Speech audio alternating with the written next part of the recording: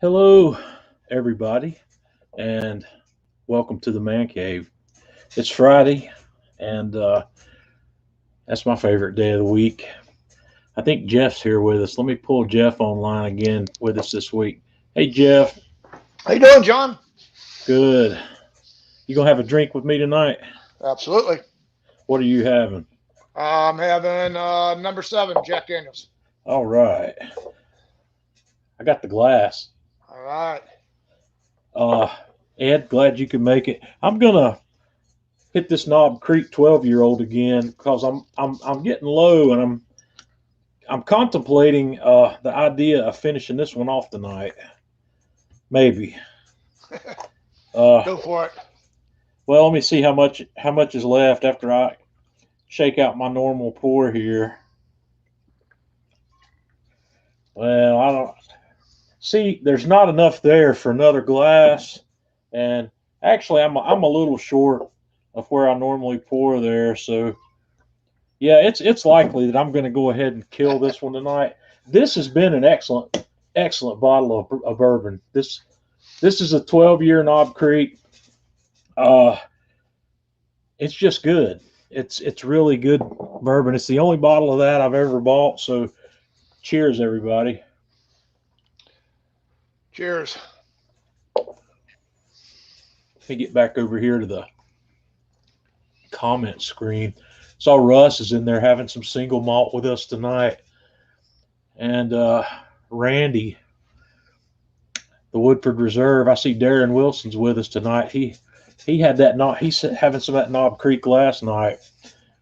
Freddie, yes sir, Freddie. We're going to talk about Freddie a little bit tonight. I don't know if Freddie's traveling tonight or not. Luca was traveling, Yeah, but he's getting ready to get on the plane. guys, Jeff has been with Freddie and Luca all week down in Orlando at the Ace Hardware show, and we're going to talk about that a little bit. I'm thinking about bypassing a couple of the things I would normally talk about. This is a great topic, especially since I can have Jeff on here with me. Uh, I've been to one of these. I've been to two of these shows actually, two of the Ace shows, and they're a lot of fun. But we'll talk about that in a minute. I want to let's see. Don't let me forget about Tanya. Tanya's hiding Hey, back in Tanya. there. Hey, Tanya, Jeff. How you you having a doing? drink with us tonight? Yes. Oh ho ho! We're getting Oh, atmospheric, and we my got special the Halloween mug ghost out. mug. Yes, it's What are you almost drinking? October. Did you I am fire up the having a Jura? cappuccino. Of course, I did Yeah, twice. twice already. She Twice. says. Yep. All right. Toast. Well, Jeff's having Jack Old number 7, and I'm having the Knob Creek 12, and Tanya's having a cappuccino. It's Ed, I delicious. agree with you there. I'm sorry about that. I've thought about, if you guys think that this would be better off at 8:30 on Friday night, let me know because I could go up, I could back up another hour, or I could even go to 9 o'clock. I don't know what the best time to do this is, but if any of you guys think that we'd be better off doing it at a different time, let me know because I know how late it is or how early it is for some people. And Troy, glad you could make it on with us. I hadn't forgot about you. I need to give you a call. I still want to bring you on here and talk Texas barbecue. Uh, we weren't able to hook up before the 4th of July, and I know you said you were busy up through the 4th. So I'll give you a call one day this coming week maybe, and we can set up a Friday night where you come on here with me and we'll talk barbecue. It's already 9:30 in Nova Scotia. Yeah. So for Andrew, it'd be getting late. Tanya, I'm gonna drop you down. Oops. Say it again. Andrew is living in the future. Yes. Yes. We need to check the lottery numbers with him before we buy our next set of tickets. So, all right. Uh, the things I was going to talk about this week. First of all, while we're talking about drinking, let me tell you about how screwed up it is to buy this stuff in North Carolina. In the state of North Carolina, we have what's called ABC stores. That's alcoholic beverage control. Every alcohol that I think the cutoff is 18%. It may be less than that. Anything above a certain ABV percentage, the sales of it are controlled by the state of North Carolina, and you can only buy at these ABC stores. Eric, glad you could make it.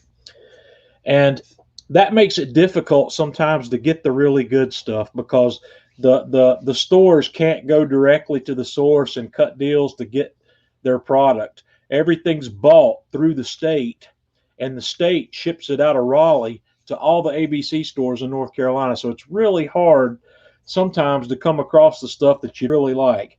But the ABC stores have different ones in different places have what they call a lottery. And there's a lottery at my local ABC store tomorrow morning. I'm going down. I don't know how many people will be there, but I do know what they have. This list is kind of hard to see. I know it's kind of small. I should have gotten a better graphic, but this is a screen grab off of what they emailed me that's going to be available tomorrow. They got the Jack Daniel's 10-year-old, 3 bottles of that. They've got Larceny Barrel Proof, 3 bottles. Weller Full Proof, 3 bottles. Old Ezra Brooks 7-year-old, 6 bottles. They've got something called Shank's Sour Mash Whiskey, 3 bottles of that. That's the most expensive one on the list at $90. They've got regular Buffalo Trace. They've got 4 bottles.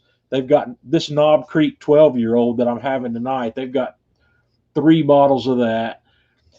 They've got the Colonel E.H. Taylor Barrel Proof, and they've got 3 bottles of that, and that's one of the ones I'm hoping I can get. They've got something called Smoke Wagon Small Batch. They've got 6 bottles. The Weller Antique 107, 6 bottles. They've got Blanton's Single Barrel. They've got 10 bottles of that one, and I know that's a popular one. They've got the Elmer T. Lee, that I've got a bottle of that here. They've got 5 bottles of that, and they've got a 1.75 liter bottle, the Eagle Rare, which I'm not particularly interested in that one. But the way this lottery works is I have to show up over there sometime between 9:30 and 10:30 in the morning with a form that I've already filled out. It's got my name, my phone number, my address, and all this other stuff. I turn that form in, and then at 10:45, they start drawing numbers. Somehow or another, I'm going to get assigned a number when I turn that form in. And at 10:45, they start drawing numbers. And I can walk into the store when they call my number, and I can buy 1 bottle of whatever they have that hasn't been sold already. And if there's not enough people there, if they don't sell out on the first, there's a total of 58 bottles for sale. And if they don't sell them all, you can go back through again and get another bottle. And that's how this works. I've never participated in one of these before. This is the first one, but I want a bottle. Yeah, Stephen, I still want that Uncle Nearest. I haven't found that yet either, but I want a bottle of this E.H. Taylor Barrel Proof. And I'm hoping I can get that. I'm hoping the first 10 people that go through the line go for the Blantons, because the Blantons is kind of a, I don't know if it's a holy grail in the bourbon world. I've never had Blanton's, so I don't know what I'm missing, but I have had the E.H. Taylor, and I know that that's the one I want to go for. And I would also, if I could end up with a second bottle, I'd like to have that Jack Daniel's 10-year-old. And but that's the drama that we live in here in North Carolina when it comes to buying whiskey. I don't have options. Somebody else said, Ed said, go to South Carolina. I've stopped at, let's see, the only place I've bought bourbon in South Carolina is at a Total Wine in Greenville. But I think South Carolina has a similar state control, but they also work with some of these companies like Total Wine and the one you're mentioning here. So I'll try it. But there's also a Total Wine down near Atlanta Grill Company. It's not far from there. I've had some luck at that one also. But I'm going to go see what I can get tomorrow. I'd really like to get my hands on that E.H. Taylor Barrel Proof, because so far, the E.H. Taylor is the only thing I've found that I might like better than the Eagle Rare. I know, Jeff, you like that Eagle Rare pretty much. That Eagle Rare is good. Have you had any of the other Buffalo Trace drinks yet? No, every time I try to get the Buffalo Trace, they're out. Well, I tell you what I'll do. I like Buffalo Trace. I've got a partial bottle, but the Buffalo Trace has been coming through more frequently, and next time I see a bottle, I'll grab you one of the regular. I don't think it's you'll be. I don't want to say you won't like it, but you're going to be disappointed with it compared to the Eagle Rare. They're both from the same grain bill, but the Eagle Rare is kind of like a single barrel version of Buffalo Trace, of the regular Buffalo Trace, but it's good. Don't get me wrong, and for the price, you can't beat it. It's like, I think I'm paying like $30 or so for a bottle of that when I find it. But man, it's good. So everybody, if you're having a drink with us tonight, leave me a comment here. Let me know what you're having, and let me know where you're from. I like to see where everybody's coming from. So, yeah, Stephen, South Carolina used to have these Red Dot stores. I don't know what's going on down there now, if they don't still have Red Dot or whatever. Red Dot was their version of ABC for many years. Maybe they've changed that. Phil's in Sydney, still on lockdown. Man, I'm hoping things are going to start getting better here soon. I'm dreading my weekend at work. There's some things going on my shift that I'm not happy about right now, and maybe I'll tell you more about that later. But I'm not looking forward to this weekend at work, so that's another reason I'm going to finish this bottle of Knob Creek off tonight. So let me see where we are. I'm going to bring some pictures back up here. I went to the grocery store earlier this week, and I bought this flat iron steak. It's right out a pound, and this stuff's $9 a pound. And let me tell you, Troy's having bush. That's all right, Troy. We'll get you heated up sometime soon here. These flat iron steaks are incredible. They're what I call a sleeper in the steak world. You don't hear too many people talking about them, but if you have not had flat iron before, I want you to get one next time you see it.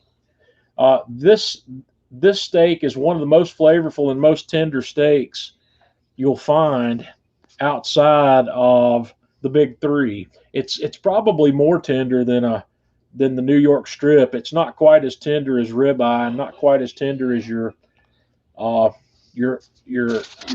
tenderloin fillets, but it's really flavorful. It's really good. So I cut this guy into two pieces, and I made lunch out. I had two lunches this week. I had steak for lunch twice, and the second one I did, I pan-seared it.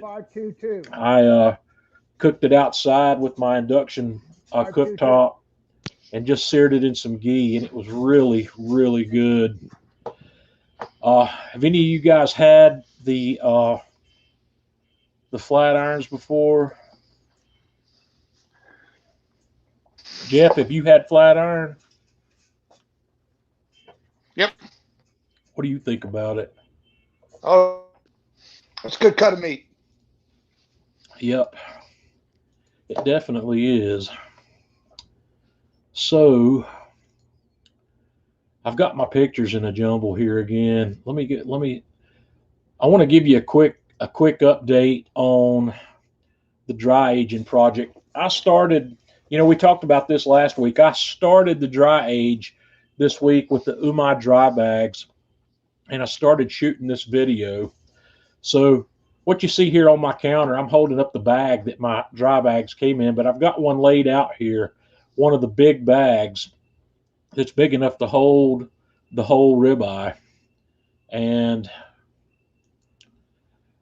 the first thing I did was I took some cleaning wipes, some of the Clorox cleaning wipes, and I wiped down the outside of this packaging, because the transfer technique to get this out of this bag into the Umai dry bag needs to be as clean as possible. So I wiped this down as completely as I could, and then I opened up the flat end down here, and I tried to drain out all of the liquid inside that bag I could get. And then I stuffed the open end. I folded the umai bag down on itself and stuffed the open end of the roast into the umai bag, and then shimmied the plastic off, where I've made a fairly clean transfer here of that. This is a 17.5 pound, roughly 17.5 pound whole ribeye. And then I vacuum sealed it and got all the air out that I could. You don't have to get all the air out. It works fine. It's good to get as much of it out as you can, but if you can't, it's not a big deal. I've had great success with these things both ways. And I put this in the refrigerator on the 21st, and I'm going to let it go to Halloween, which will be a 40-day dry age cycle. So it's Halloween's on a Sunday this year, so it's possible that I may pull this out the Friday before Halloween, or I may wait till the Monday after Halloween. I promise you I won't be dealing with it on the Sunday, because that's a rough day for me to do anything other than sleep and work on my work schedule. So well, let me back up here. This particular bag is a little wider than the sealer bar on the food saver, so it's kind of hard to see up here in this corner. I put it in there diagonally and got a seal across there. But these bags are also smooth. They're not textured like the typical vacuum seal bag. So the umai dry bags provide this thing that's called a vac mouse that you stick in between the pieces of the bag, so your food saver can actually suck air out of the bag. Otherwise, it wouldn't be able to. And then we just got it vacuum sealed. And also, this label is not supposed to go on over the meat. That'll affect the drying process. And it says right there, plain as day on the label. This is the first time I've ever used their label. I typically don't put the label on there, but since I was shooting video, I wanted to do that. And I stuck it in the refrigerator, and then I moved the label off, which you'll see in the next picture. This is what that looked like on the refrigerator. Eric, I got that at Sam's Club. Remind me, and I'll talk about that in a minute. Beef is really expensive right now, but this is what it looked like on Monday, and then or Tuesday, whichever day it was. I think I did this on Tuesday, and just 2 days later, you can see how much darker and deep red that thing's turned. But this thing's going to turn black. Next week, I'll probably take another picture to show you along with these, to show you the progression of the color change of this meat. But it's going to turn black on the outside as we go. Jeff, I believe we talked about this last week. You haven't tried dry aging yet, have you? Yep. Eric, glad you can make it. Do you think it's something you might want to try? I'll try anything once, twice if I like it. Yeah. Let me know if you want to try it, because I've got 2 more of these send me a bag. bags. I'll send you the bags. Yeah, send me one. You got a vacuum sealer? Oh, yeah. Okay, well, I'll send you the bags, and then if you decide you want to fork out for a piece of beef, you'll have the bag to do it. Beef's expensive. I don't remember if I talked about that last week or not, but that roast was nearly $250, or it was actually more than that with tax. The sticker price on that one was like $245. Huzaifa's back with us from Los Angeles. I couldn't remember that's where he's from, but he's the reason I did this. He's cost me a bunch of money. I'm going to need to meet him one day. Maybe we'll try that. And Phil, I haven't tried the hanger steak. I've done skirt steaks and I've done the flat irons, but I haven't tried a hanger. I'll keep my eyes open for that one, see if I can find it. But that's where I am on the dry aging at the moment. This week I also did a little bit of experimental stuff. I posted a picture on Man Cave Meals last week, just a little meme I made up about mayonnaise, because I know everybody's got their preferences in mayonnaise, and I like Duke's. And one of the things people kept saying on that thread was, why don't you just make your own? And the reason I don't make my own is because I've tried it. I've done it, and I've not been able to make one as good as Duke's, or as good as what I think Duke's is. And the more I responded along those lines and said that a couple of times. And then I got to thinking about that and said, why can't I make mayonnaise as good as Duke's? There's got to be something wrong. So I looked at a couple of Duke's clone recipes online to see what I thought I might like to try. And I tried one. And this one has a lot of ingredients in it, actually. And well, these pictures are out of order also, but I mix this stuff up. But mayonnaise is creating an emulsion. Water and oil don't mix, but when you introduce the egg yolk, it allows that to mix. And I made up some. I made too much. I made nearly 32 ounces of it. Those are 2-pint jars right there. But I did this one in the KitchenAid mixer, and first of all, this doesn't taste anything like Duke's, yet it claims it's a Duke's clone. And I'm going to play with this some more, and I'm going to use the immersion blender and do smaller batches of it instead of using the KitchenAid with the whisk. But I've got mayonnaise, and this mayonnaise, even though it doesn't taste like Duke's, this could be useful if you were going to do something like a potato salad and add mustard to it, or use that to make an aioli. That can be used for that. But I failed miserably on my first attempt at making something that's like Duke's, but I'm going to keep going. And when I get something that I like as well as Duke's, you guys are going to be some of the first ones to hear about it. The other project I worked on this week was homemade barbecue sauce. I'm still trying to get my homemade barbecue sauce where I want it, and I'm running into some brick walls. I'm going to have to possibly back up and rethink some things, but I was playing with it, and this little video here, I was doing this outside with my induction cooktop in a Dutch oven. And some of you know from a post I made yesterday, I made a mess in this Dutch oven and burned some stuff to the bottom of it that I have yet to get cleaned out. It's taken multiple applications of oven cleaner to get this stuff out of here. It's really baked onto the bottom of this Dutch oven. But this technique is something that I learned from the guy that teaches my online cooking classes, and I like the technique, but I'm not getting the flavor profile I like, and I'm going to have to change some things up. I'm going to keep working on it because I do like what's called a Western North Carolina barbecue sauce. We live here, and the Western North Carolina barbecue sauce, the best way I can describe it to you if you've not had it, is it is a cross between Kansas City style sweet sauce and Eastern North Carolina style vinegar sauce. It is a rich tomato-based sauce that's got a lot of sweetness in it, but it's got some vinegar twang in the background. Jeff, have you had a Western North Carolina sauce like that? Yep. Do you remember was it a brand or was it something you made? No, I had it at a restaurant in North Carolina. Yeah, I don't like the Eastern style vinegar sauces. No. Those to me, I'm just not a fan of.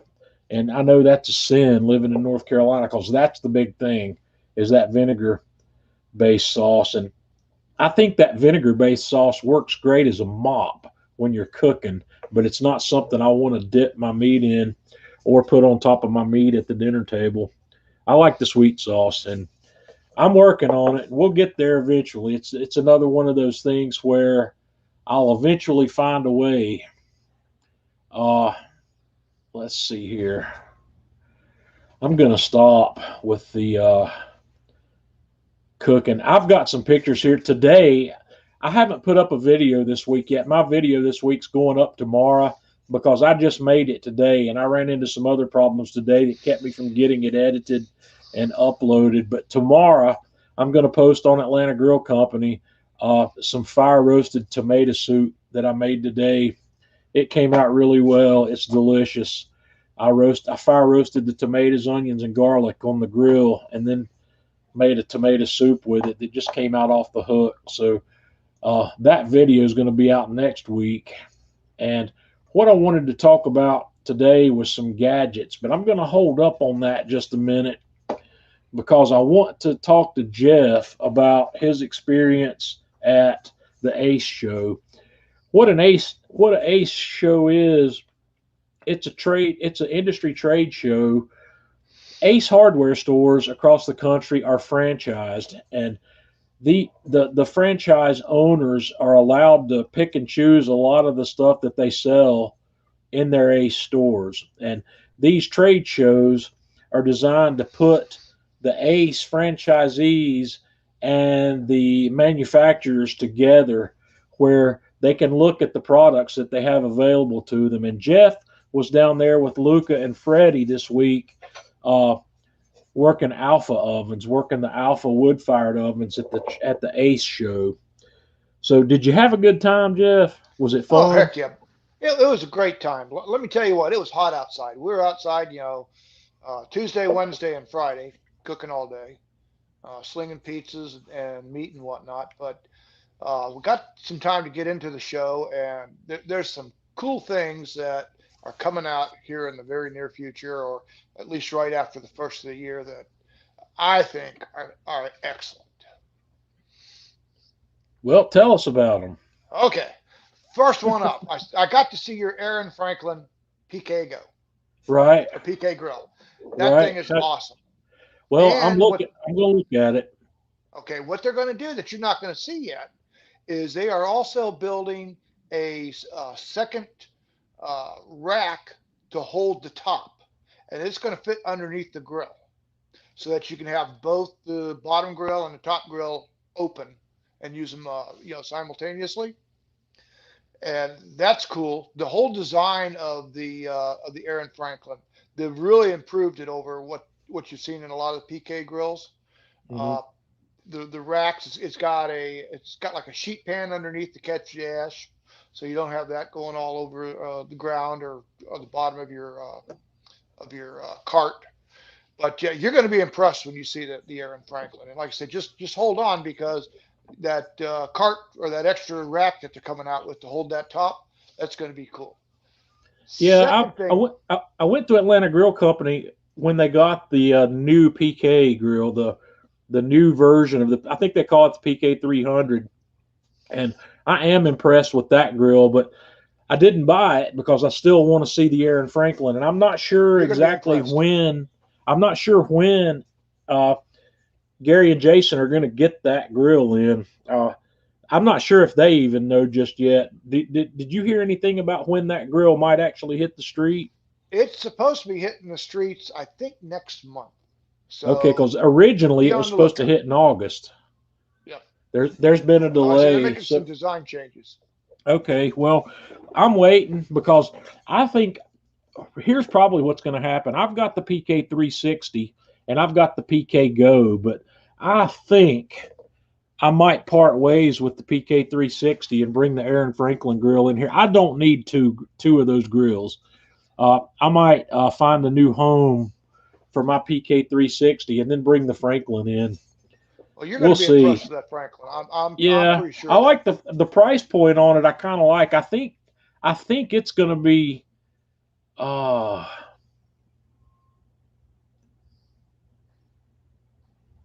Was it $469 or $499? I don't remember.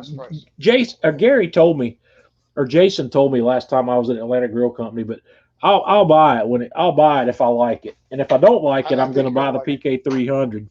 I just want to see it first. I'm not going to dive in. What else did you see? Okay, the next big thing that really, really turned me on was there's a new company out. It's called Loco, Loco, and they make griddles like Blackstone. But the key difference here is it's a 2-burner and a 3-burner, but it has elements that touch the bottom of the griddle, and you actually set the dial to the exact temperature you want, and it maintains that temperature. And it comes on this great stand. It's got storage in it. It's got a place for paper towel. The lid It's not one of those lids like a lot of the Blackstones where you pick it up and then you hang it off the back. It's actually Right. on a hinge. So it's a So griddle. that you can, yeah, so you can bring it back down if you want to steam something, like if you're doing your Philly cheesesteaks and whatnot. And it's going to come in at a $6.99 price range Right. for the 3 burner. And the guy was demoing it to Luca and I today, and that's cool. That is Yeah. really cool. The fact that you can set the temperature to exactly what you want. It even has a sear temperature, and the dials light up. So if you go to sear, it turns to orange. Everything else is blue. They've got a But 2-burner and a 3-burner version of two it. burner and a 3 burner, and it's definitely nice. I might look at it. I've got a 2-burner Blackstone outside. I've never made any video content on it yet. I bought it at Walmart here locally, but Blackstone's got an electric version of that thing out now that I'd like to have, and I was thinking about getting that one where I can use it indoors or outdoors, but we'll see. Loco, I'll have to have a look at that one. It's coming what out in else? January. It'll be in Ace stores in January. Some Ace stores. Yes, some Ace stores. Yeah. What else did you see? Okay, next we talk about gadgets all the time. Well, I got a Right. gadget for you. Here you All go. right. Here's a set of tongs. Here's what's Yeah. neat. They come apart. It's magnetic. Okay. Clip together. Got a spatula. You got the tongs. Take them apart. Hang them on your barbecue. Okay. And that was pretty cool. Picked up those today. And that's from the Proud Grill Company. And then Right. they've got these neat little skewers here. Let me back that Now up. that's an interesting looking skewer. Show me that. What? There's 2 of them in there. And you Okay. can do shrimp, kebabs, whatever. Line up both That's pretty sides. cool looking. Mm-hmm. It's cool. It's show you the back. Try to get over here in the camera. All right. Okay, and this was cool. One of the companies, and I forget which one because we've been to so many of them. They have a new grill coming out. You had to see it. You had to sign a non-disclosure, so you couldn't talk about it. So I won't Right. talk about it. but yeah, it was pretty cool. Bunch of rub places there. So we had Myron Mixon there. We had Big Mo Case in there. Chef Jason was there. Meat Church was there. Did you get to meet Matt from Meat Yeah. Church? Yep. That I want to meet him so bad. Very he's one of personable my guy. favorites. Very Yeah, personable he's guy. one of my favorites out there, and I haven't had the opportunity to meet him yet. And then another neat thing coming out is the new Loof lighter that's rechargeable battery operated. And Mhm. that thing is nice. Get it going, and then it goes into fan mode, and man, it gets your fire going quick when you get the. Is that different from the one that's already been out? Yes, this is totally rechargeable. Recharges in 2 hours. You get enough time to light 10 fires on one charge. You can get an extra battery. Because that thing, Atlanta Grill Company's had the Loof Lighter X for a while, so this is something different. No, this is the Loof Lighter X, the wireless one. Have they changed something about it? No, but I'll tell you what, that thing cranks up quick. It's Yeah. It retails for $299, which is a little pricey, but Right. you don't have to worry about dragging around an extension cord and all that nonsense. Yeah, Keep I've seen it. Yeah.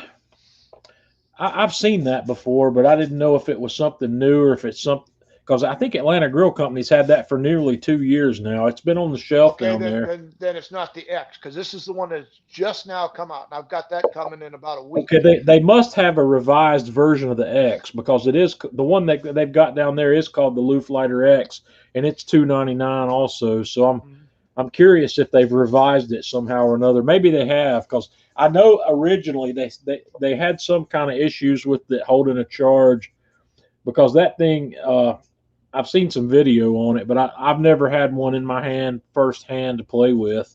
Yeah. So well, we used it today to light one of the Alpha ovens, and right. It kicked right in there. The main thing, we were using the tumbleweeds. To get it going faster, you kind of need to expand the tumbleweed so it can ignite the smaller particles quicker, and then Yeah. you hit it with that fan after it lights up, and man, it just it cranks up quick. It was nice. That's good that you were talking because nobody saw me empty that bottle out, right? I saw This you empty this the is bottle. this is all that was left behind. Not even a good finger. I got fat fingers, so that's not even a finger. That's what I said. Not even a good finger. Yeah. Plus, it's too. I'm not into this infinity bottle thing where people take when they've got less than a pour, they pour it all together in one bottle and use it for things like cooking. I don't do that. I just turn out an extremely heavy pour at the end of the bottle. So, yeah, Absolutely. this is an ounce more than I would normally have on a Friday night, but I'm not going anywhere. I've already had dinner. That tomato soup that I cooked this afternoon, I made some grilled cheeses, and Tanya and I had the tomato soup and grilled cheeses for dinner, so I'm not leaving the house tonight. So I'm gonna finish that bottle off. Do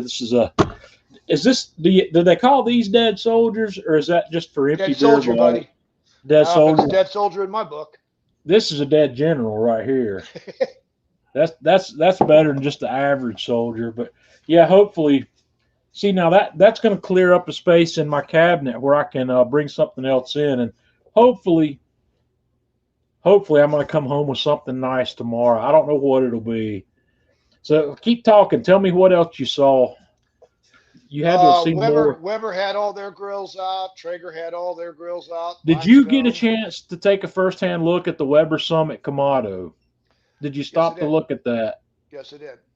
What do you think? That is pretty cool. That's pretty cool. There's also another, and I forget which, because I say we visited so many. There's also another Kamado that came out. They discontinued it for about 7 years, and they've just now brought it back out. And it's really a pretty nice looking Kamado too. It comes in a pale pastel green color, and it's a 22.5-inch Kamado. The one thing that I don't like about it is the fire pit on it. It's 2 one-piece pieces. So once again, you got that. You don't have room for expansion. You're just spoiled. You're spoiled on the AMP firebox, right? I am. I mean, it makes sense, doesn't it? Yeah. Is it the same color as that teal Franklin PK grill? No, it's more like a jade green, mild pastel jade green. Eric, no, I understand. Yeah, I understand that Kamado Joe was not at this show. No, because they have a hard time getting into Ace, number one. Yeah, it's really sad too. It's really sad. Kamado Joe, this is an interesting thing. First of all, I've got a local friend here who is an Ace franchisee, and he had Kamado Joe, but they've switched to Big Green Egg since then. For whatever the reason, here's what happened, and don't take what I'm getting ready to tell you as gospel, because this may not be entirely true, but this is what I believe based on what I heard from some previous Kamado Joe management. Back when Kamado Joe was trying to get into Ace, it was in one of those situations where Kamado Joe was having some delivery issues, some logistics issues between here and China. And this was pre-COVID. They're having the same sort of problems right now, but the big situation was they couldn't supply the product at the time. They couldn't supply the demand that Ace was creating. And ever since then, Ace at a corporate level has been recommending Big Green Egg instead of Kamado Joe, and that's the way the Aces tend to go now. It's hard to get past that. Maybe at some point in the future, Kamado Joe can get their foot back in the door, and Ace franchisees do have the ability to bring in Kamado Joe if they want to, but that's not what's being recommended to those people from the corporate level. Mm-hmm. And I believe because of that, I believe Kamado Joe's not participating in the Ace shows like they used to. Kamado Joe still participates in the uh, H HBP or HPB HDP. home patio bath. Home, what's that show called? It's the HDP show. Yeah. So, but they don't. I don't think Kamado Joe's currently presenting to Ace. And with Kamado Joe's new ownership being Masterbuilt, I'm not sure that that's happening there either. But I don't know. I don't understand fully the Masterbuilt marketing philosophy. Masterbuilt owns Kamado Joe. Let's see what Steven says there.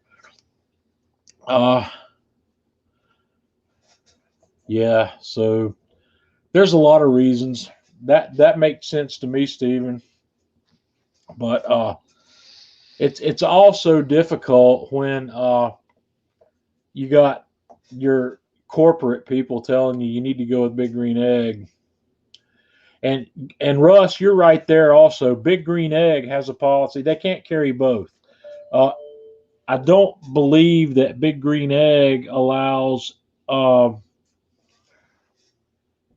any of their dealers to carry other brands of Kamado grills. And if that's, I think that happens in some places, but I don't think there, I think it's few and far between. And I really think that's unfortunate because I think it would be incredible to have those two grills side by side in dealerships and let the buyer choose. You know, unfortunately, I'm biased, and you can take my bias however you like. But when you set a Kamado Joe side by side with a Big Green Egg, there's no question the Kamado Joe's the right grill. But when you don't have the two side by side to compare, it makes it a lot harder to make that decision. Big Green Egg's been around a lot longer than Kamado Joe, and Big Green Egg makes a great grill. I'm not gonna put Big Green Egg down.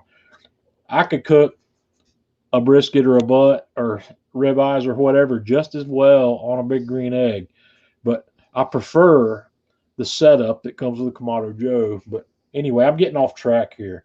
Get me back on track, Jeff. Okay, talk about alpha ovens. We had all the alpha ovens there.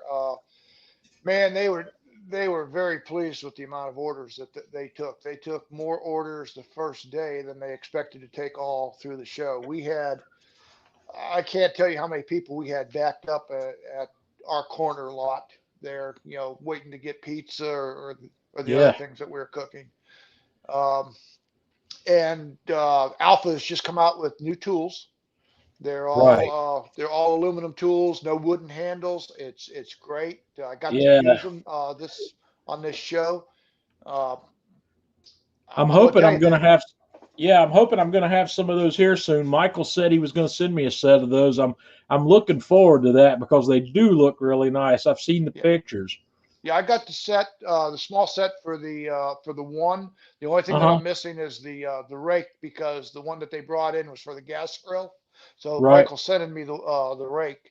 But which pieces do you have from that new set? I've got the brush, the peel, actually I've got two peels. I've got the small and the medium peel, and the turner. And, do you have do you have that shovel? No. Oh man! Because once again, it was for the gas unit, so it didn't come in with the shovel. Okay, that shovel looks like. Is that shovel going to be great for scraping the ash out of the grill? Oh, absolutely. But I personally don't think that I would use it that much because I do my couple of pizzas and I spread the ash back over and let it die out, and then I hit it with the shop vac. But if you're cooking like we were, where you're cooking pizza after pizza after pizza all day long, that thing looked like a big dog. I don't use the shop vac in mine. I've got a dustpan and a brush. I just get in there with my brush and brush it out into a dustpan. That works pretty good, but I like that brush with the brass bristles on it because I had that with the Alpha 4 pizza that I had, and that thing is great for when you build your fire in the Alpha, when you're ready to cook, you need to brush off your deck because it's got ash and pieces of wood that have sparked over and onto your cooking side, and you need that brass brush to clean that off before you toss your pizzas on it. And you'll be happy to know I've perfected my pizza game, buddy. I'm glad because I I tell you haven't. what, I man, haven't. I was launching some I good know what I pizzas. know what happened. I can tell you what happened, and I wasn't even there. You want to hear it? Oh, you know how you're going to tell me, Freddie straightened me out. You stood close to Freddie long enough to learn how to do great pizzas, didn't you? That's right. See, That's right. that gummit, I that even had Freddie, his dough recipe, and I emailed you, I texted you, and I told you I was on him all week to come on the Johnny Show. And he says, Freddie. man, his ratings will go down. I says, no, his ratings are No, never going to man, go I down. can't. If I've been trying to get Freddie on here. I would love to have Freddie on here because he's one of these people. Man, here's a little side story. I used to do sports photography for the local newspaper when I went back to school to become an X-ray tech, and um, sports photography wasn't my thing at the time that I started. It took me a little while to get the hang of it, and I picked up really quickly on it and started to bring in some really good quality sports photos. And the guy that was the head photographer at the newspaper, one Friday night I was over there, and he looked at me. I showed him the picture I was going to go because I had a above a top half above the fold sports photo for that night for my game, and he looked at me and he says, "You've stepped in some photographer shit." so, so you stepped in some pizzaiolo shit standing next to Freddie down I there did. because that I guy. did. He and Luca, I watched them, for a little bit, and I says, all right, that's what I'm doing wrong. And I jumped in there, man. Yep. My pizza game is where it needs to be. Well, I'm looking forward to seeing it. And I'm gonna post some pictures later of the one of the pizzas I'm things doing. I noticed today when I was looking through some Atlanta Grill Company photos is I haven't done any really great pizza videos on the Alpha One since I bought the Alpha One. I need to do that, so that'll be coming up. We'll have Tanya and I'll have pizza one night this coming week maybe, and I'll get some pizza done. But I'm doing Freddie, it Sunday. I've watched Freddie from the time I got involved with Alpha several years ago. Freddie was already involved with Alpha, and I've watched Freddie come from, you know, probably not have much pizza experience at all to becoming a master of the pizza Mm-hmm. game. This guy's he's forgotten much more about making pizzas than I'll ever know. And Well, I last have his week, recipe. which dough recipe? Yep. Is it okay? Don't tell me what it is. How far off? 59% hydration. It's what? 59% hydration Okay, so on double how hot other than flour. that, how far off is it from what I'm doing already? Because you've got my pizza formulas, Yep. you've got my dough formulas.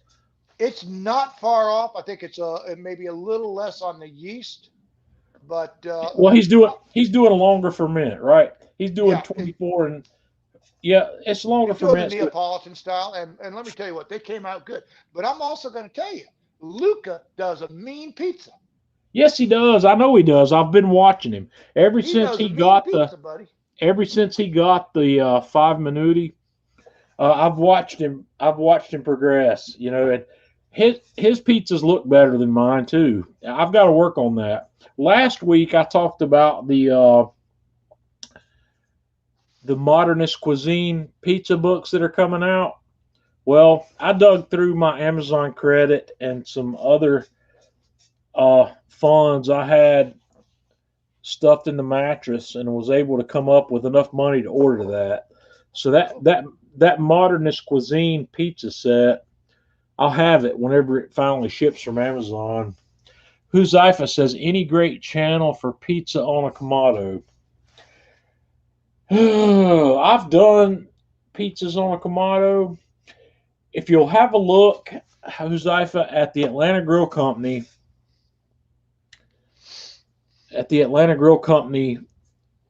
YouTube channel, I did a series recently where I did a basic quick pizza dough, a 24-hour pizza dough, and then a 72-hour pizza dough. But I did them on 3 different ovens. I did the quick pizza on the Kamado Joe. I did the 24-hour pizza on the Gosney Rock Box, and I did the 72-hour pizza on the Alpha. Well, here you go, John. Let me get your opinion of this. Let me get this there. That doesn't come in worth a flip. No, Yep, if you've got that. pictures, yeah. If you've got pictures you want to show, you need to send them to me before the show, and I can put them in my loop. I said the pizza that I did, it looked every bit as good as any pizza store you want to go to. Send me that picture on Instant Messenger when you get a chance. I'd like to look at it, but I'm interested in upping my pizza game, and I'm trial and error. My problem mainly is not flavor and not texture, but it's the overall final appearance. Freddie and Luca both.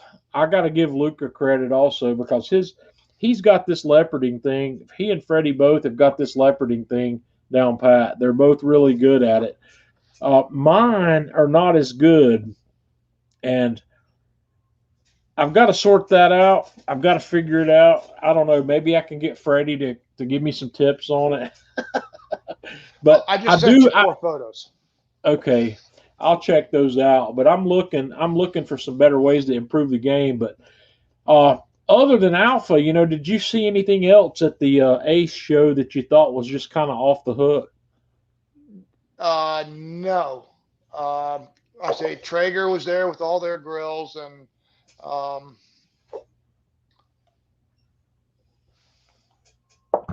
I like my pellet Joe. I'll just be honest with you. Myron Mixon had his new one out there, and he was using that. And, the pellet grill, the bark. Yeah, buddy. He was cooking on the bark. Yeah, I told him. I said, that's a sweet grill. You need to hook me up.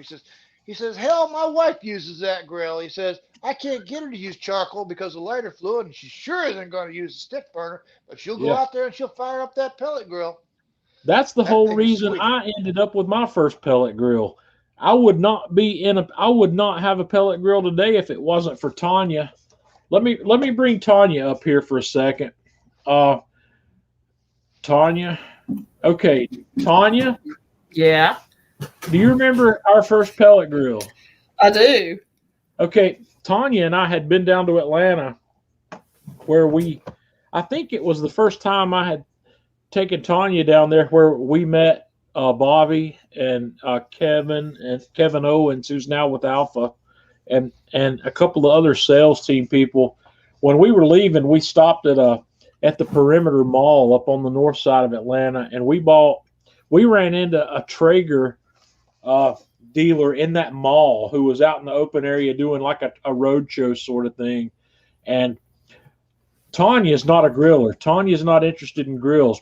Prior to meeting me, Tanya's grilling was on a George Foreman grill. I'm a master of the George Foreman grill. Yeah, and when I showed Tanya the Traeger, I said, all you got to do is turn this switch on, and you don't have to worry about lighting a fire. It does it for you. Tanya said, yeah, I could cook on that. So I bought it right there, right then. That was my first Traeger. It was the Little Texas Elite. I don't know if they still make that grill, but it worked really well. And I kept that grill all the way up until I got the Yoder. And I think that grill is still living with Tanya's brother, and it's still cooking pretty regularly. It is. My brother loves that grill. Yeah, that Little Texas Elite's still cooking. It's got like a 20 by 24 cooking surface on it, something like that. But yeah, it's doing really well. Well, Myron has that new grill hooked up to the front of his trailer, and he was cooking on that all weekend. And let me tell you what, I wouldn't have spent $2,200 on the dog this last week. Yeah. Well, see, like last time you and I were down at Atlanta Grill Company, I looked at this thing and I decided right then I wanted one. But man, I have spent so much money lately. Huzaifa out there in Los Angeles has decided that I'm gonna up my dry aging game. So I bought the steak locker, which is not here yet. It won't be here till sometime in November. And I bought this Auto Wild grill, the broiler, which is still not working, by the way. For those of you that were here with me last week, that thing is I haven't received. They did decide I'm not going to ship the grill in just yet to get it fixed. They're sending me a replacement hose and regulator to see if that'll get me going, and I really think that'll get me going. And I was hoping that was going to show up today, but it hasn't, as far as I know. I haven't seen it yet. Hopefully Monday or Tuesday. So Huzaifa says the Traeger changed his barbecue game. I'm glad. The Traeger's a great grill. I've had two Traegers. I had that little Texas Elite, and I had the oh man, it's escaping me. The Timberline. The Timberline 800. What was the number? It wasn't the big one. It was the small Timberline. That's an incredible pellet grill. I've since moved that one off. I don't still have that grill. The only pellet grill I have at the moment is the Kamado Joe Pellet Joe. I like that one, but I would love to have the Mixon. That's on my wish list. That's on my wish list. It's expensive, and it may happen at some point. We'll just have to wait and see. It's not going to happen this year. I've spent too much money. Okay, Eric Honeycutt wants me to revisit the ribeye from Sam's. What would you like to know, Eric, about that ribeye? Tell me what I can tell you about it. It's a choice Angus beef ribeye.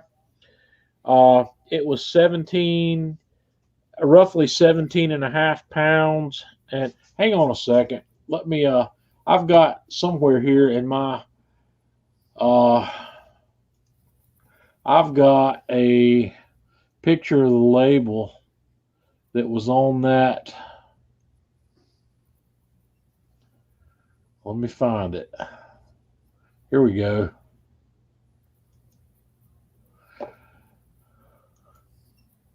There it is. 17.6 pounds. It was $14 a pound. What specifically would you like to know about this thing? This is a huge hunk of beef. I've bought these before. This is probably the fifth or sixth one of these I've bought from Sam's Club. I've never paid $14 a pound for it. The last time I bought this, I think it was like $10 or $11 a pound. I'm going to dry age this one for 40 days, give or take. My sweet spot in terms of these Umai dry bags is about 30 to 35 days. 40 days is Halloween, and it's on a Sunday. So what will happen with this one is I will either take it off the Friday before Halloween or the Monday after Halloween. So it's actually going to go 37 or 38 days, or it's going to go 41 days. That's where I'm going with this one.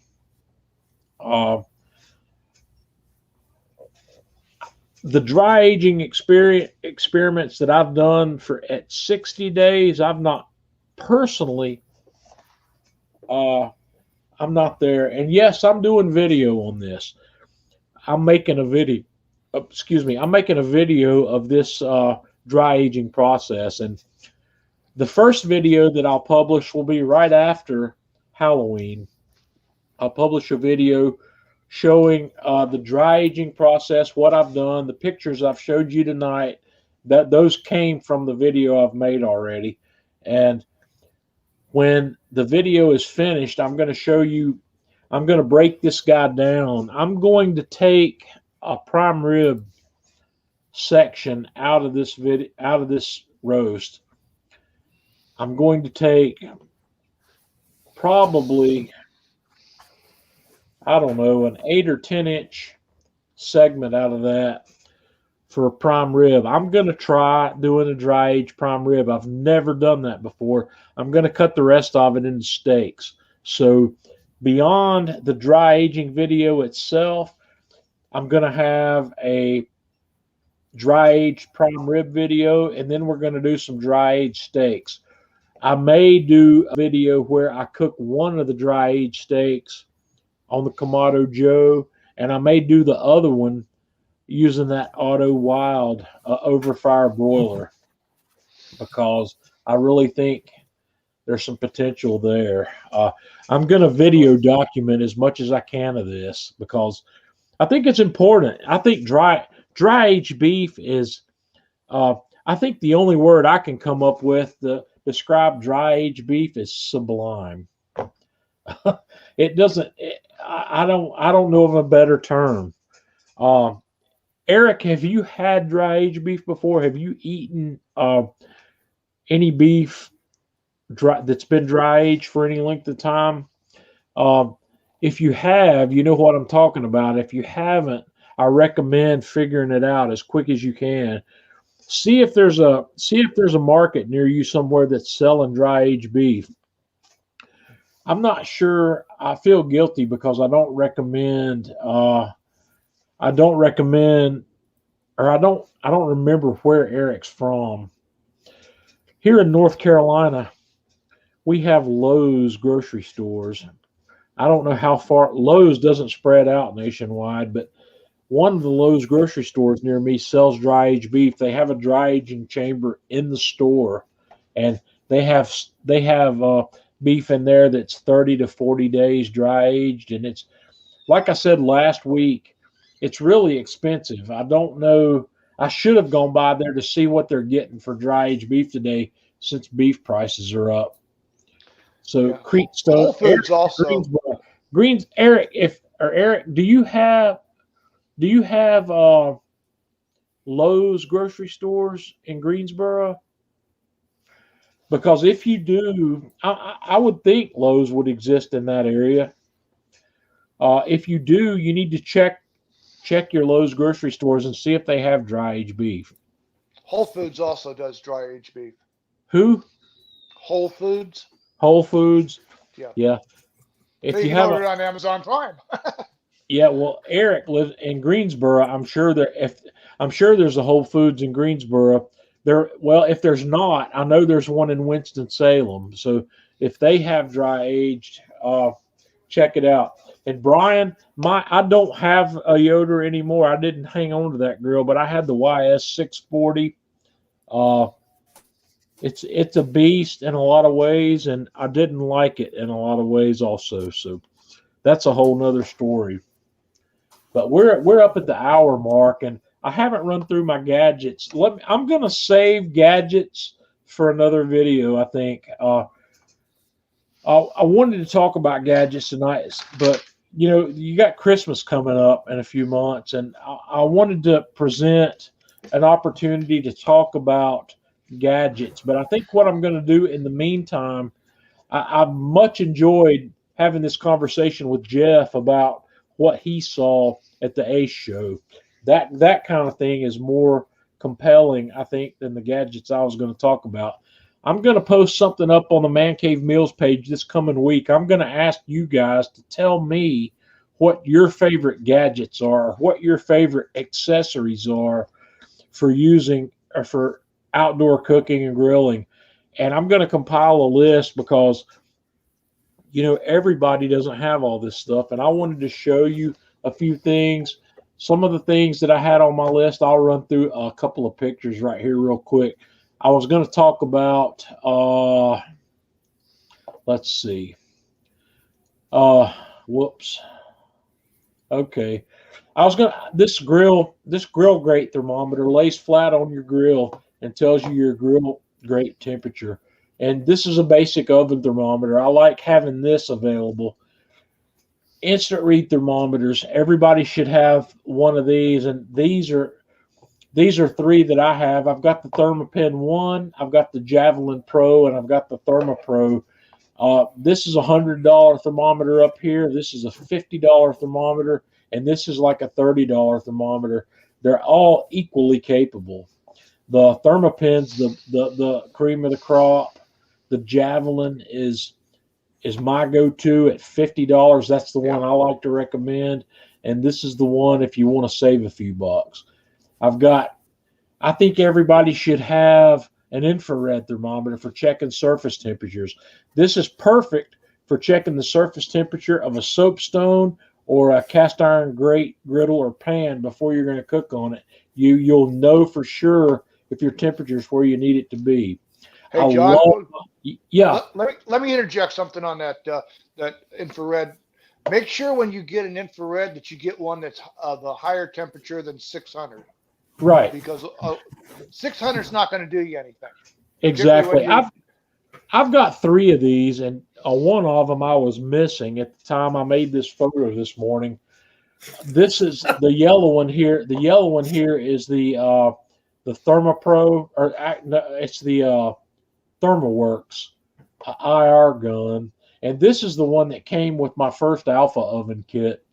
But both of these are capable of you do need to pay attention to that, because if you're dealing with a pizza oven or something where you want to register temperatures above 600 or 700 degrees, you need to make sure it's capable of doing that.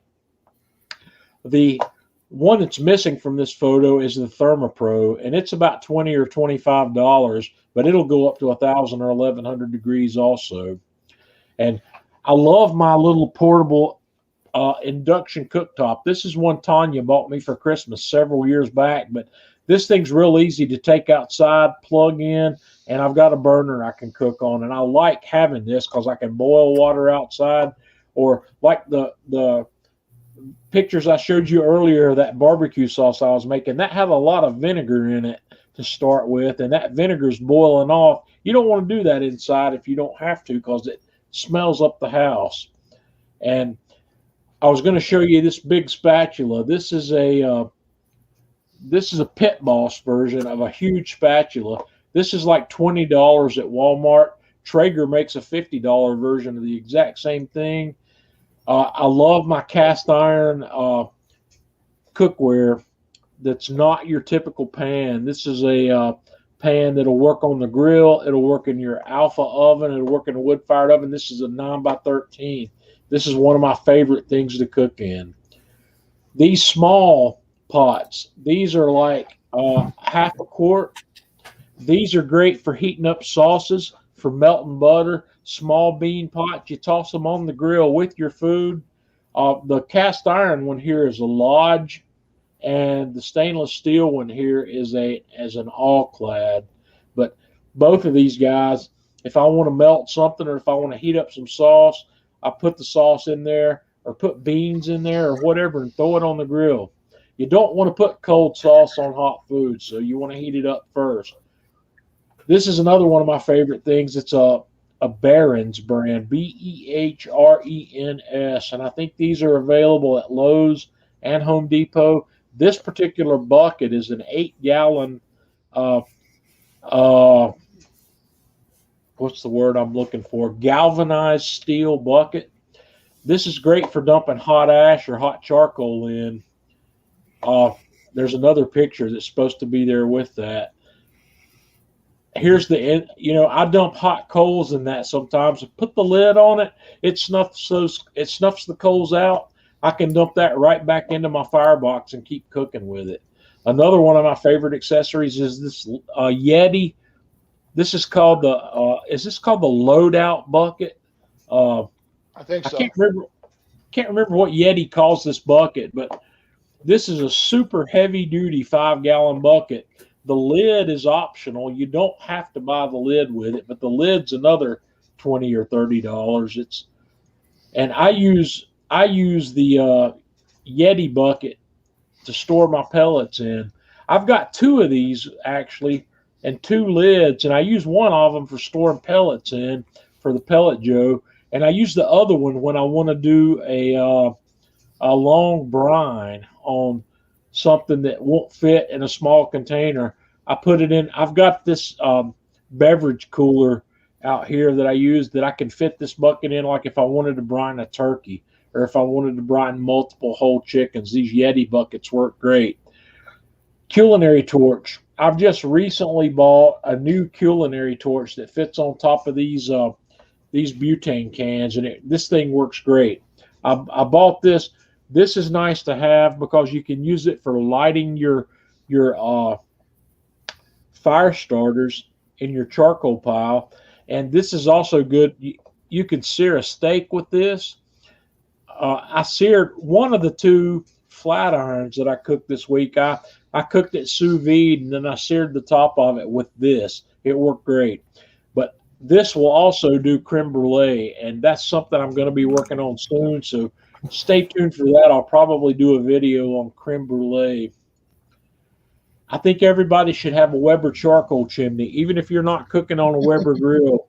This guy right here, if you want to cook steaks on your Kamado, this is actually the fastest way to get a bed of hot charcoal.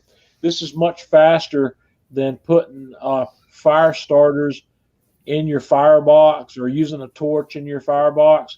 You put a fire starter underneath this charcoal chimney, and in 15 or 20 minutes, you've got a hot can of fully involved charcoal that you can dump right in your grill and start searing on. It's perfect.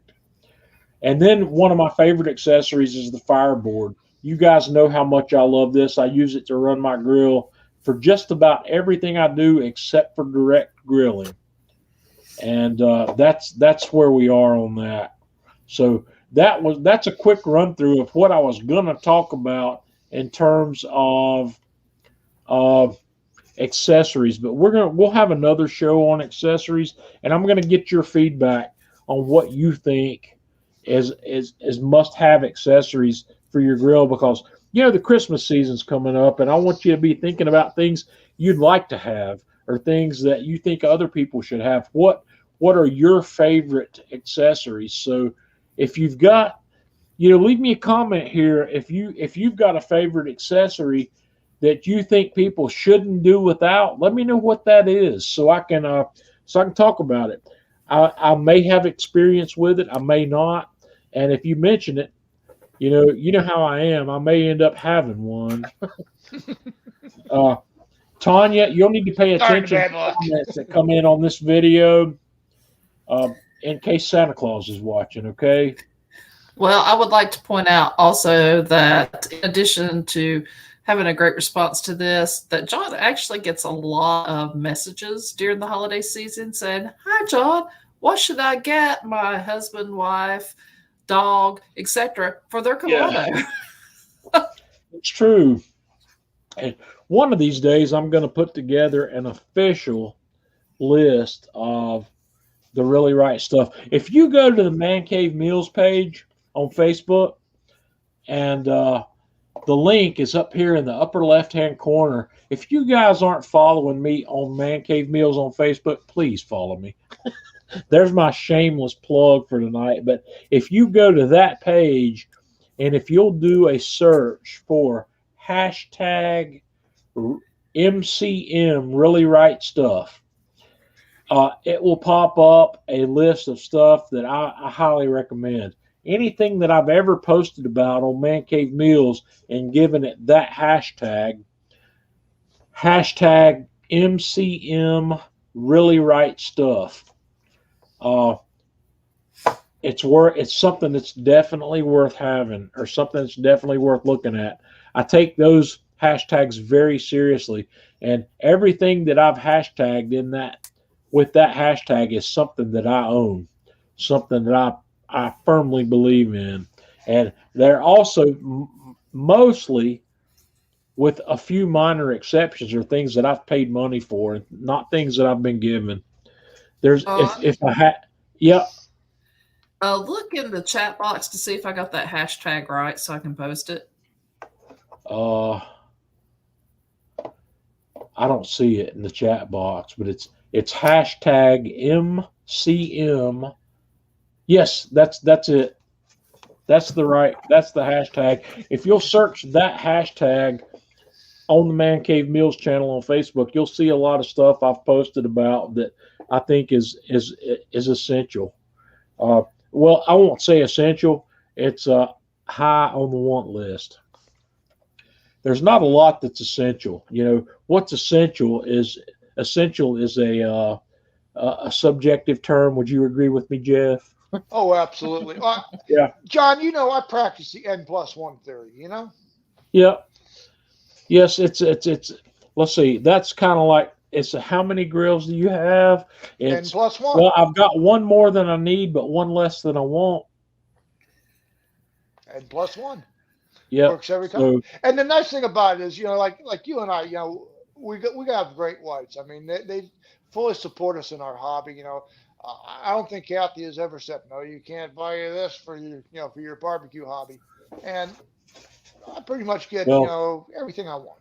In Kathy's defense, I'm gonna interject here, because I remember a recent purchase of a particular green 7-quart Dutch oven. Oh, absolutely. Absolutely. She wanted it.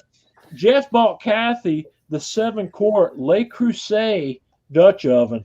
That's not a cheap outlay right there.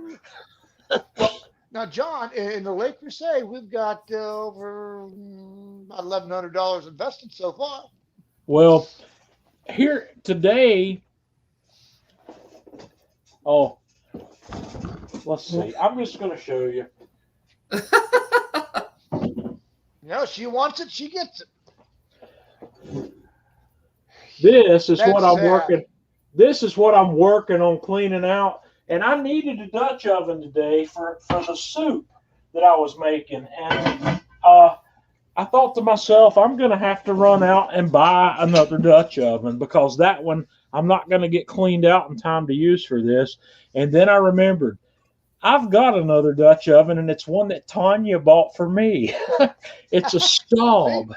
It's a Staub 4-quart Dutch oven, which in terms of quality, Staub and Le Creuset, they're side by side in my mind. Yep. Tanya bought me a 4-quart Staub Dutch oven for Christmas. I think she might be going to go get it. No, it's down here. No, okay. It is. It's still upstairs because I used it tonight. Went to go get that. Yeah. Yeah. I was getting ready to run to Walmart this morning to buy another one, and then I remembered that I had this one, and that one. Tanya bought me that one for Christmas a few years ago, and it's great. But I want this Lodge that I have that I just showed you.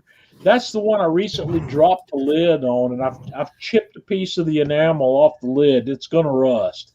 I'm going to fight the rust on that spot for a while, but I'm going to buy the Le Creuset 5-quart licorice colored Dutch oven when the time is right. That guy retails for $370. I'll get a small discount on that from Atlanta Grill Company, but I'm going to buy one. I like this licorice color from Le Creuset because it's a flat black. I don't have to worry so much about that thing getting cruddy looking from using it on the grill. These Dutch ovens, these colorful Dutch ovens, turn black when you put them on the grill, and it takes a lot of elbow grease to clean them up. Well, let me tell you a little story. Freddie decided to put Jonathan's Lodge frying pan in the Alpha gas oven, running at 1,000 degrees. Do you want to take all the seasoning off? Buddy, it took every bit of it off. Heck yeah. If you'll look at my Atlanta Grill Company videos, I did a Dutch oven bread in the Alpha 4 pizza. Mm-hmm. And I used my Finex. I used my Finex Dutch oven in that, and I took a good bit of seasoning off of that when I did that. But I was trying to be at 550, but when I put that Dutch oven in there to preheat it, the grill was up a good bit above 550, and I ate a bunch of seasoning off of that. But yeah, it'll come off, but you cannot put you cannot put an enamel Dutch oven in that kind of heat. You'll destroy it. It'll bust that enamel right off of it. The other thing, you and I thought we were doing something really cool. That we took our Lodge pans and we milled them down to get them all smooth. Yeah, Folks, don't do that. I'm telling you right now, don't do that. And John's going to agree with me because you can catch your seasoning goodbye. You will not keep seasoning on that pan. Yeah, one of the things that Jeff and I have both realized, a lot of these more modern cast iron pieces like Finex, Smithy, there's several other ones out there. The names are escaping me at the moment because I don't Butterfield or Butter Pat. That's what it's called. Yes, There's several other ones out there that you can buy these cast iron pans with these glassy, smooth finishes. Let me tell you something. Those finishes look beautiful in the showroom, but Lodge is onto something. And I was talking to Jeff about this a couple weeks ago. I was showing Jeff the cooking surface on some of my Finex. That beautiful, smooth, glassy, smooth surface does not hold a seasoning well. And I've got all three of Finex's skillets. I've got the 8-inch, the 10-inch, and the 12-inch. And the 10-inch is the one that gets most of the mileage here at the man cave. And I still have spots on that thing where the seasoning's not holding on. And when I clean it after I've cooked on it, pieces continue to flake off of that. It's not able to build a good seasoning. But any of these Lodge pans that I've got, the cheap ones that have the textured surface, I've got beautiful seasonings on all the Lodge. I don't ever have to worry about that. So I made a mistake with my Lodge, man. I milled that thing down. It's as smooth as a baby's butt. I bought a new Lodge pan one time just to do that with, and I took an angle grinder with some pads, and I made it glassy smooth, and I've still got that. It's a 10-inch. I've still got that pan, and it won't hold a seasoning either. So Lodge is onto something there. I think it needs that roughness to be able to to adhere that seasoning on there. I mean, it does, and it comes off. It flakes. It does. I've had problems. I'm not going to call it problems. It's not a problem. I'm still cooking on all of it, and I'm not having any issues with it. But it's not. It won't take a seasoning like a Lodge will. Like a Lodge or Old Wagner. Well, the reason I like Finex looks good on the camera. It's a conversation piece. It generates questions. It's what I call modern day heirloom cast iron. The nice thing about the Finex is that handle. That's sweet. That and the octagon shape. It's different. And there's a couple Finex pieces that I don't have that I'd like to have.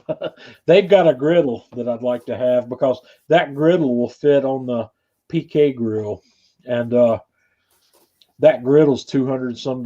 It's not cheap either. But I'd like to have that Finex Dutch oven. That thing is sweet. Huzaif is asking the question here is, are the expensive skillets really that good compared to Lodge? In terms of cooking, no, they're not. In terms of what's the word I'm looking for? Vanity, showmanship. Yeah, they don't have the showmanship that the Lodge has. I don't have one of my Lodge pans within grabbing distance here, or my Finex pans. The Finex pans are beautiful, and I like to. You guys know I like to promote Atlanta Grill Company. Atlanta Grill Company sells Lodge. They've got the entire line of Lodge, but they've also got the entire line of Finex and the entire line of Smithy. And I don't have but one Smithy pan. The Smithy pans are really nice, and the Smithy pans are made, I think they're made in Charleston, South Carolina. The Finex pans are made in Portland. They're made over on the left coast, but they're really good. And in terms of cooking, Huzaif, no, they're not. They all cook equally well, but it's one of these things I like to say. I justify buying that kind of stuff by saying it's a hobby for me. It's a passion for me. And when I'm really happy with the tools I'm using, I'm really happy with the hobby. I really enjoy doing it. I've got Lodge. I've got quite a bit of Lodge. I've got quite a few Lodge pieces here. That 9x13 baking dish I showed you just a few minutes ago is a Lodge. Nobody, Finex is not making that.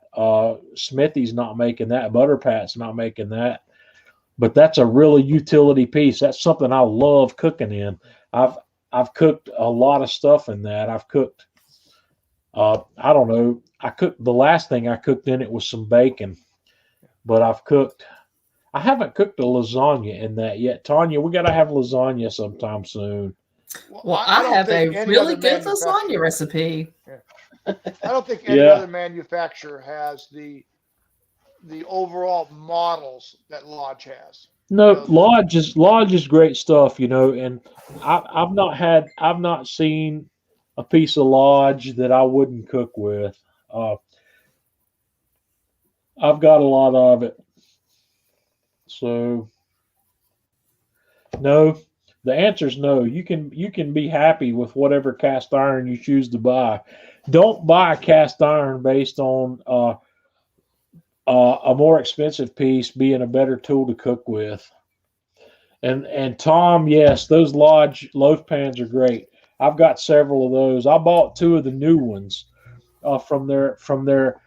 They've got a new bakeware line that 9x13 pan I just showed you came from. I bought that.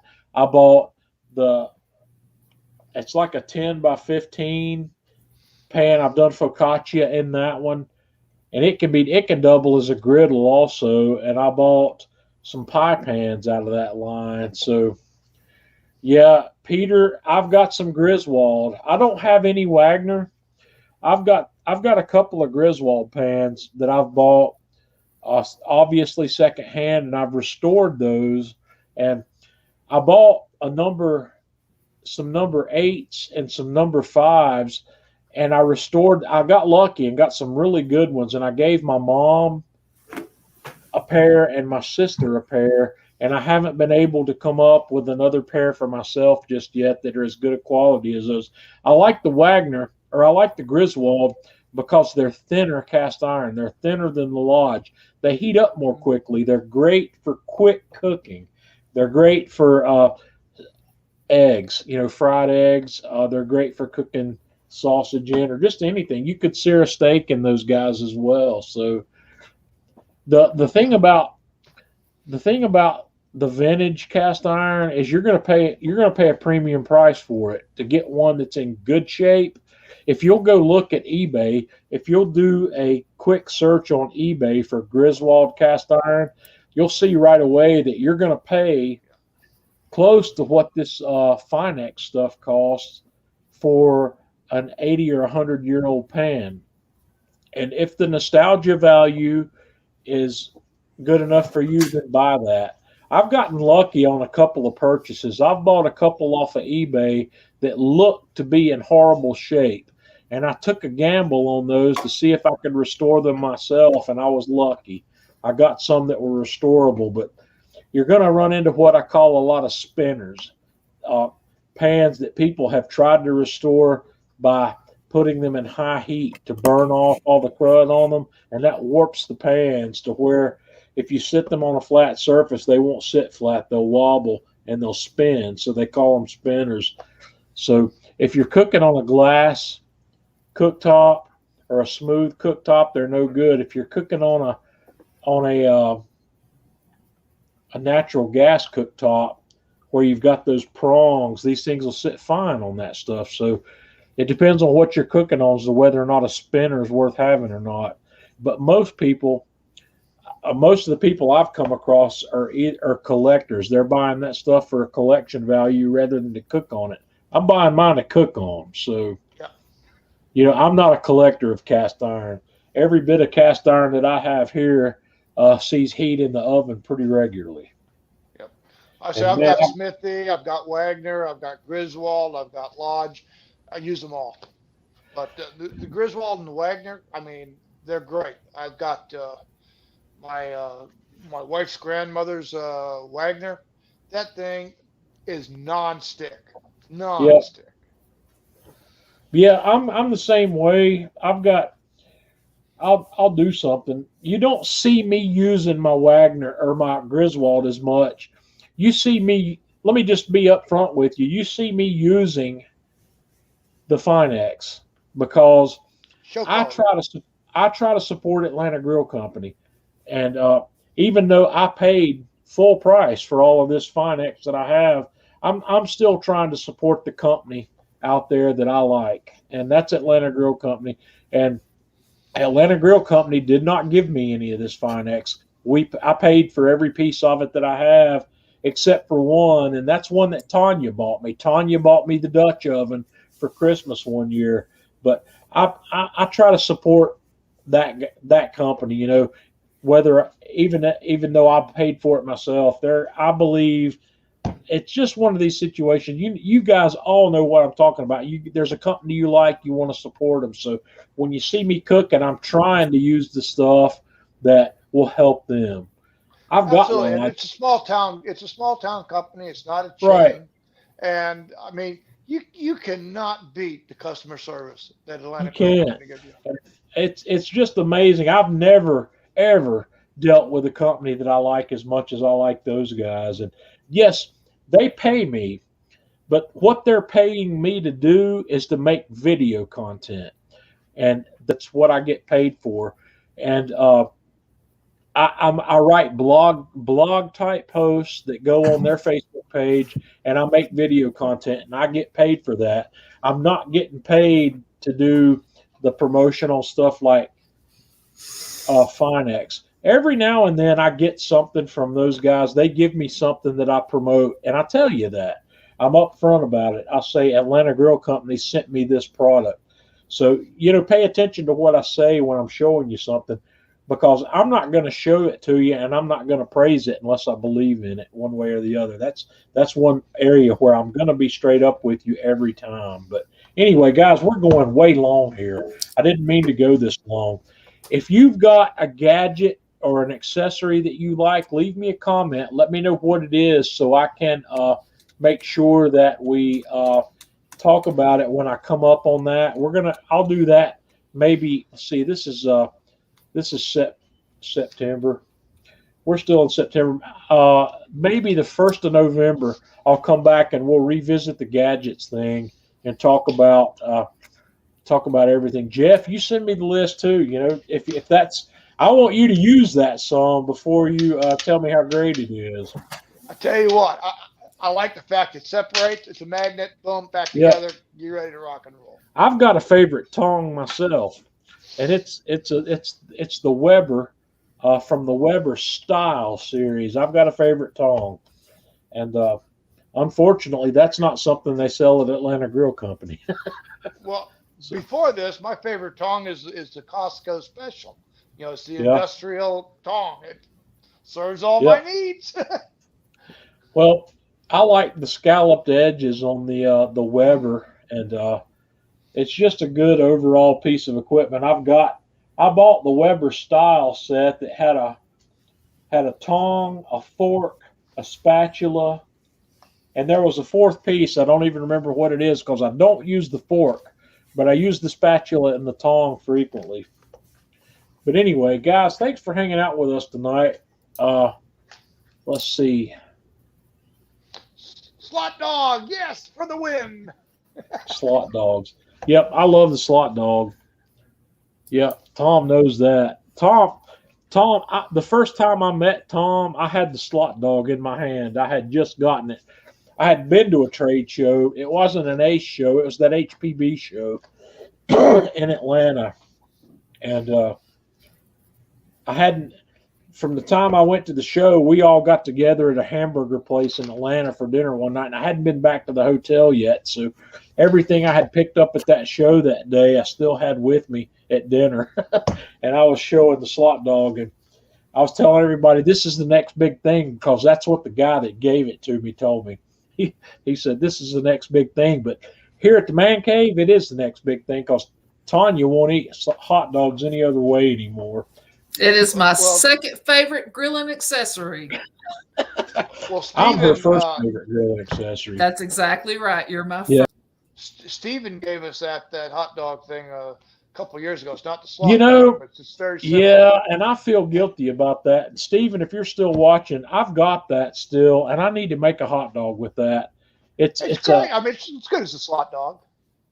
You think it's as good as the slot dog? Yeah, well, I mean, the main thing about both of them is it cuts in to your hot dog, so you get more spots to grill. Right.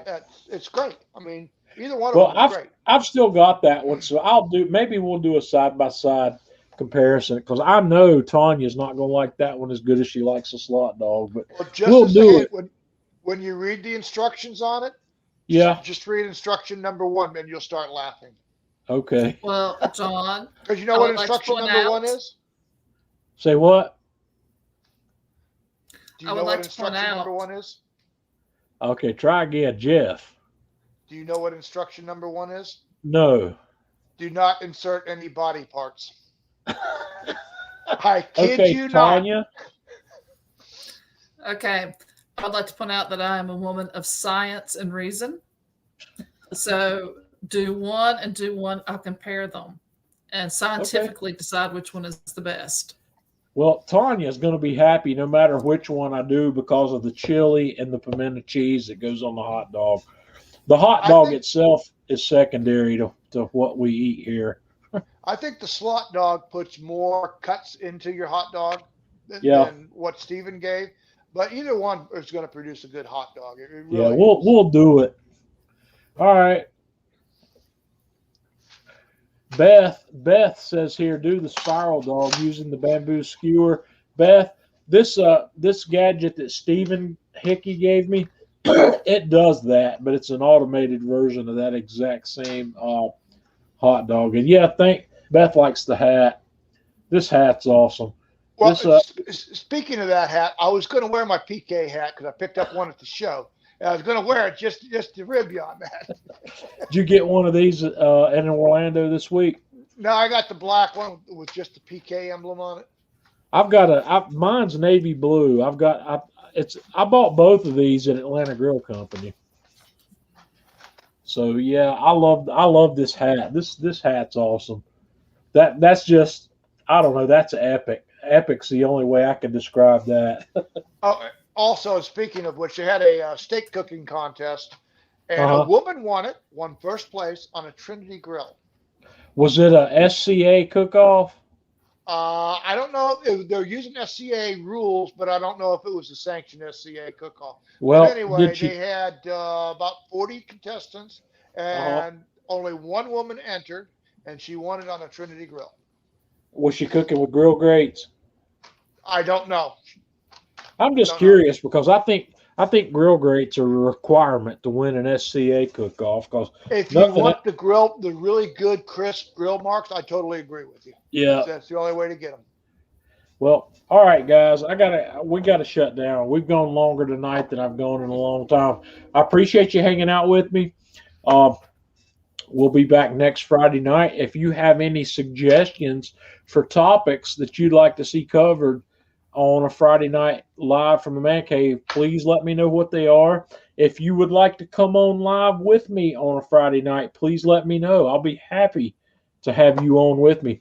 Jeff's been gracious enough to come on with me frequently, and Tanya's here every night. So she's my executive producer. She keeps things running in the background that I can't do while I'm running my mouth. So somebody else needs to volunteer. No, I'm not tired of having you, but this week is an especially good week to have you because you got to see a lot of cool stuff this week at the show. It was a nice experience. It was all right. Guys, everybody have a good weekend. Until next week, we're from the Man Cave.